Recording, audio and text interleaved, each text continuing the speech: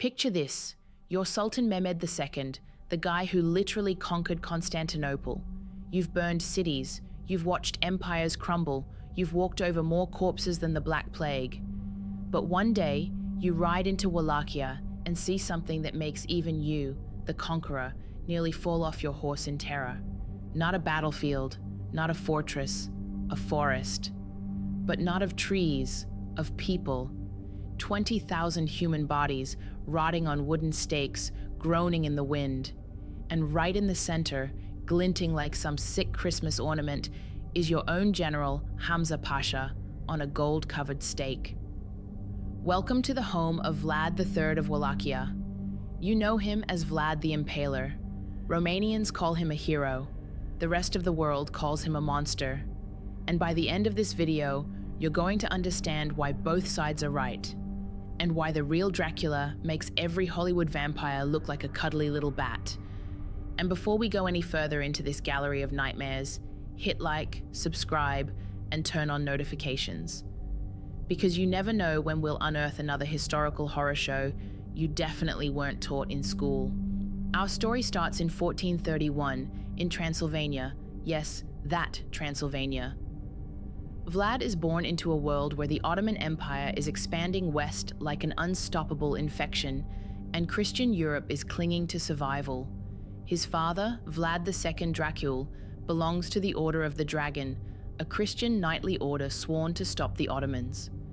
Dracula means dragon, so baby Vlad, he's Dracula, son of the dragon. Cute nickname now, but spoiler, he'll earn a much darker one later.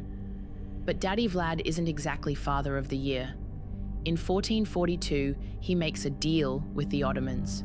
He keeps his throne, but little Vlad and his younger brother Radu are handed over as hostages.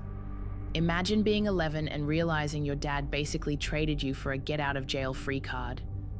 That's the moment Vlad's childhood ended. Now, the Ottoman court loved turning noble hostages into model citizens. Radu thrives. He converts to Islam, charms the Sultan, and according to some whispers, gets very, very close to him. But Vlad is stubborn. He spits at his tutors, refuses to study the Quran, and starts brawling with other hostages. Imagine being a teenager surrounded by marble halls and silk banners, yet never forgetting that at any moment, your captors could decide you were more useful dead than alive. So, the Turks try a different kind of education: beatings, starvation, and for good measure, field trips to watch live executions, specifically impalements. Vlad doesn't just watch, he studies. He notes how a blunt stake keeps victims alive longer, how angling the stake avoids vital organs, how the human body can writhe in agony for 3 days before giving up. This is middle school for Vlad. Forget spelling tests. This kid's extra credit project is cataloging torture techniques. It was an upbringing shaped by constant fear, and it left Vlad with 2 obsessions: survival at all costs, and the knowledge that terror could be its own kind of weapon. Back home, things go from bad to worse. His father is killed by rival nobles. His older brother Mircea is blinded with hot irons and buried alive. When teenage Vlad hears the news, he doesn't cry. He doesn't scream. He calmly asks how long it took his brother to suffocate underground. Congratulations, Ottomans. You didn't break him. You forged something worse. Fast forward to 1457. After years bouncing between exile, captivity, and scheming in other courts, Vlad claws his way back to the Wallachian throne with Hungarian backing and a sword in hand. His people expected a ruler. What they got was a revenge artist with a flair for theater. And first on his list, the boyars, the noble class whose betrayals had left his father and brother dead, and Vlad himself tossed around Europe like a political chess piece. Vlad didn't want their loyalty. He wanted proof they couldn't be trusted. So he planned a little Easter gathering, a feast meant to look like reconciliation, wine, music, laughter, but in truth, it was a trap set with surgical precision. Then, at the feast, Vlad asks, "How many princes have you served?" Harmless question, right? Wrong. The boyars bragged, "Oh, 5, 10, 30," which basically translated to, "We've betrayed every ruler we've ever had." Vlad nodded like a man who just heard the punchline he was waiting for and gave the signal. Soldiers storm in, and suddenly Easter brunch turned from wine and small talk to shackles and screams. The old and sick were executed immediately.